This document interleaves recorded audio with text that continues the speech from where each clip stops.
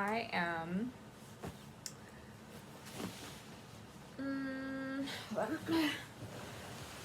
although I'm sure you can probably just hear me just fine.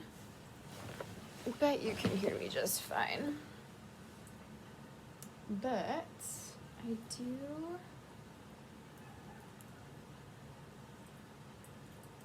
do like this. Okay. Hi. Hello. So, I am visiting a good friend of mine. And it's so funny because I was literally thinking this while I was driving today down to visit my friend. And then she brought this same exact topic up when we were catching up. A trick to staying eternally young, or at least young at heart, is to have friends that are all different ages. It gets easier, I think, as you get older or like middle age, which according to society standards, I could be like kind of technically approaching middle age, but I don't act like it. And that's because I have friends of all different ages. I have a really good friend who is 45 or in her late 40s. No, she's 50. I have a really good friend who is 72. I have a really good friend who is 30. And that is who I am visiting right now. And she happens to be back in school at Cal State Berkeley, finishing her undergrad degree from when she was like 20, 21, and she never finished. And she was accepted, and so she's here. So I'm literally in a dorm room right now, and I just had this incredible meal. Like, how is this dorm food? How is this dorm food? And it's all organic, like steak, sweet potatoes, mashed potatoes, mushroom gravy, chickpea salad, salad with fruit in it, grilled asparagus, grilled green beans. I did not ever eat any type of dorm food like this. And we just sat and ate dinner outside in the, outdoor area because of COVID with other students, and they're all like 20, 21, turning 22, and it was just so interesting and fun to sit and talk to them. And we just talked about astrology, and we also talked about music and harmonics and dissonant pitches and dissonance, and how dissonance wants to resolve. It wants to resolve to consonance. And we were talking about squares, 90-degree angles, but it was brought up in music terms. And literally in astrology, we have squares, and they're challenging aspects. They're dissonant. They're not on the same page. They're not the same frequency. And the beauty of squares in astrology is that they're opportunities for growth and to resolve ultimately into a form of consonance. In obviously very different ways, but it's just so cool. So cool. So I am sitting alone in her dorm room right now, and I'm going to give a tarot reading. That's a general reading, while my friend is on cleaning duty because tonight is her night to help clean the kitchen. It's so cool. And she's 30, And she's telling me, she's like, yeah, I'm pretty sure I'm the oldest student here, with all of the, like, some of the kids are 18 and whatnot. I'm like, well, honey, now I'm the oldest one here. But it's really fun to just talk to people, and people always, like, they can tell that I'm older, but they also are like,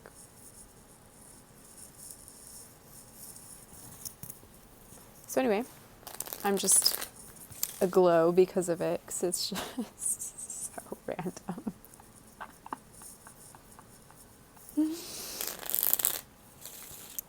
Such a different vibe from last night. So let's see what's going on. This is general. This is for anyone that's tuning in, anyone that's watching, anyone that's wanting maybe a bit more like light-hearted, young at heart kind of feel.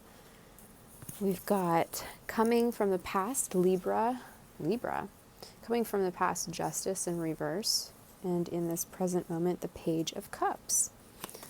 So learning new love language, communicating in loving ways. What else coming into the future here?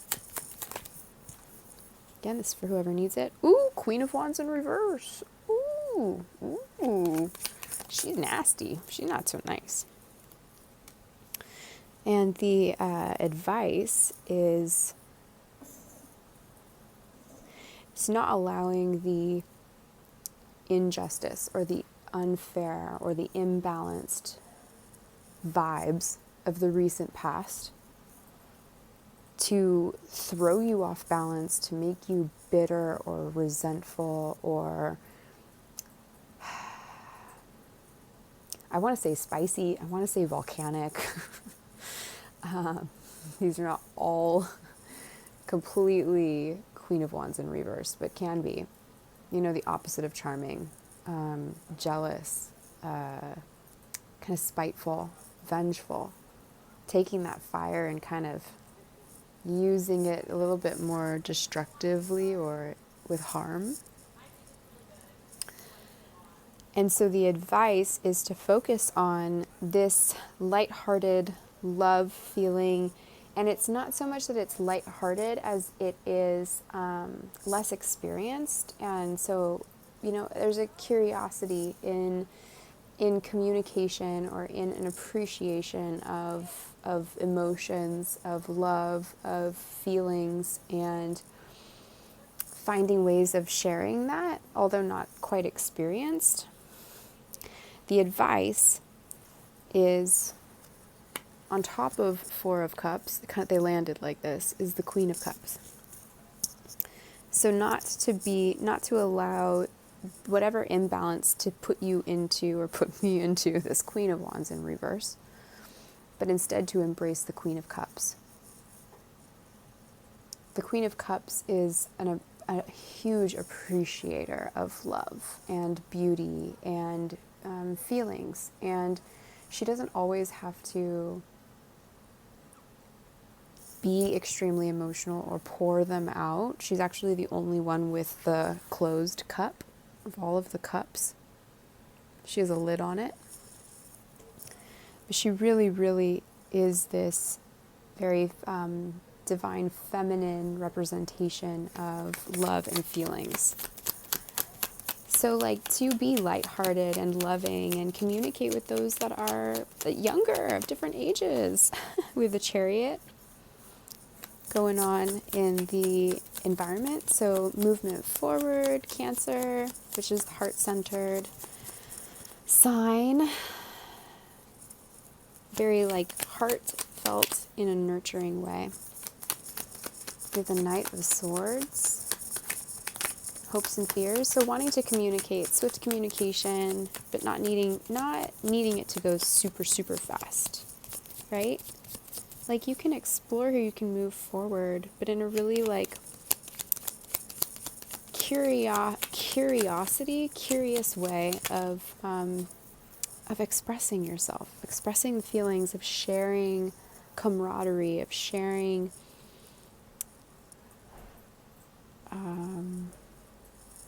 affection. The outcome. Six of Pentacles sideways. Anytime the cards are sideways for me as a reader, it brings in a really neutral aspect of whatever that card represents. And so this card represents balance, an ability to be very balanced in giving and receiving, understanding the different roles, literally being very empathetic and caring towards those who, like the haves and the have-nots, kind of understanding the dynamic, or having been on both sides and observing that in the environment around you, observing that within yourself, not so much needing to act on giving and receiving. And definitely there's not an imbalance here, because there's an observation of all of it. How through even with imbalance, there can still be movement forward without there being spite or envy or jealousy, but instead to take any love feelings maybe that haven't been reciprocated. So we're moving on from last night to now, and kind of showing that that nurturing side, those feelings sides in a new way, and also with a wisdom, with an emotional maturity, with integration. This is so interesting. Take it how it resonates, if it does. What's the overall card, please, for those that are watching? General reading here. I wanted to talk about, lightheartedness, and with those that are younger. So not getting like the feelings from last night, or even today with that square, that T square that happened early this morning, or yesterday, March 3rd. So still today. I'm just thinking of wherever you are in the world watching this. There was a T square that happened in the United States early this morning, around 6 a.m. Pacific Standard Time, between the moon in Scorpio, Saturn in Capricorn, and Uranus in Taurus. And so now at this point in time, let's see where the moon has moved into.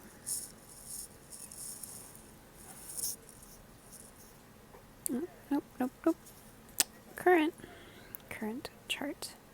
So right now the moon is at 19 degrees Scorpio.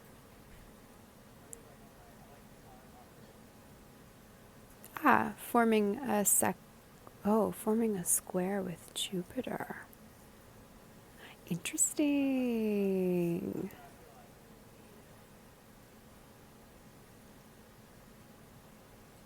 Forming a square. That's really interesting. But it's also forming a trine with Neptune. Wow. So yeah, like watching, if if you're not so much going to expand with those feelings, because that would be the square to Jupiter, right? Like there being a challenge towards expansion, especially if we're thinking about like the deep heavy feels from last night. Maybe you cannot expand those feelings in that sense or with that person.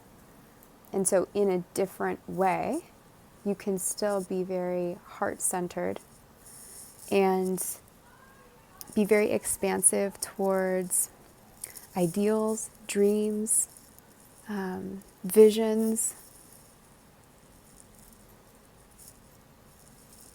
What else we got?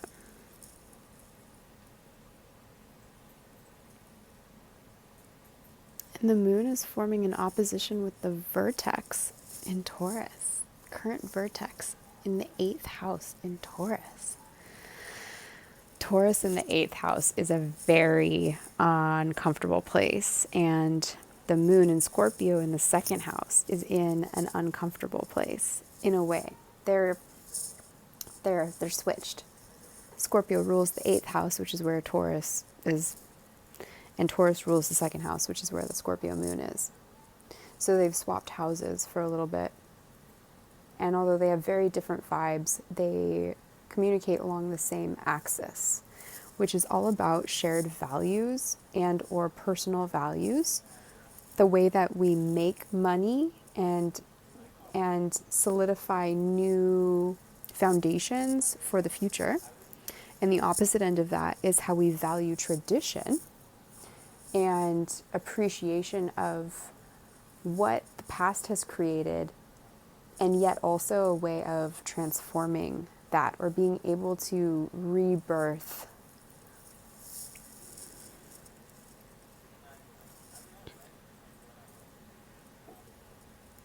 So there's an opportunity with the moon currently opposite the vertex to really meet opposite people that are our soul tribe, that you would like transform as you meet them. This is crazy. It's crazy.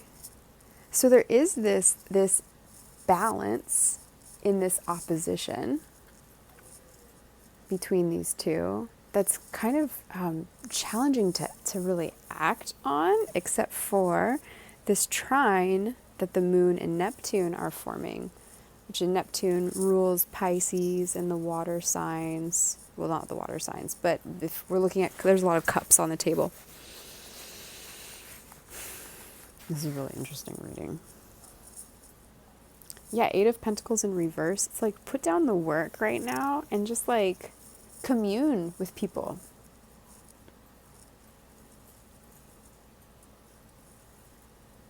And instead of needing to make a decision one way or the other, because one way is imbalanced and the other way is like very just open and expansive, and though fleeting, because the moon will move pretty quickly out of that opposition with the vertex, which is how you meet your soul tribe.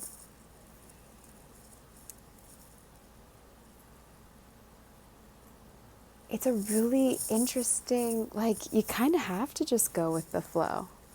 And in any way that there's been dissatisfaction recently, especially with the heart center, this 4 of Cups, the advice is to not, like, to put a lid on it in the area where there's been this imbalance, this dissatisfaction, where there's the potential to be that Queen of Wands in reverse. Spiteful, just kind of cruel, just kind of a bitch. And instead, be open-minded and open-hearted with people that could be a lot younger. And this is clearly, like, definitely really resonating with me right now, but I don't know. I'm gonna post this because I think, the intention was for it to be general. And so in which ways can you spend time with people of different ages than yourself and find ways where you can be kind of young and curious and open-minded around communicating, especially around things that you're interested in, mutual interests, things that you have an emotional tie to. We all talked a lot about like where home is for all of them, and they were asking what plans people had for spring break. We're at Cal State Berkeley. These are intelligent students. It's a very different experience than what I experienced when I was in college, which was a long time ago. One of them is turning 22 and talking about how that like feels like that's like the beginning of adulthood. And I'm like, yeah, I don't remember 22 at all. And they laughed, but for real. And not just because I was of drinking age, but literally, that was so long ago. I don't even remember. And so in which ways in that dynamic can you also be this like kind of wise appreciator of the heart and the communication, the connection, the heart-centered connection and communication, and be this observer of this very interesting balance and give and take. I don't know. I'm posting it. I hope you enjoy. But yeah, how cool is this? Like, this is the size of the room. Itty bitty, itty bitty. And look, out the window. That's where we were just sitting and eating. What? I really like nook kind of spaces like this. And being lofted up. I really like that. So, I'm just having a grand old time, like, being an observer and communicating with people and enjoying the variety of knowledge base, because they're very intelligent, and experience levels, and they're from different parts. So each person's connecting on, like, if they know this area really well. Oh yeah, I'm from right nearby. Oh, cool. Or like, oh, I've never been there. Super fun. Anyways, that's where I'm at right now, and I wanted to share that with you all, and I figured I would just do a reading on it. And so astrology came in as well. And although some of it seems kind of weird and maybe didn't make sense, well, having the moon opposite the vertex in Taurus and Scorpio, but in the opposite one's house, is very, very interesting. It's a great time to just observe and be lighthearted. So don't let anything get you down. Don't let it turn you bitter or nasty today or tonight or whenever you're watching this.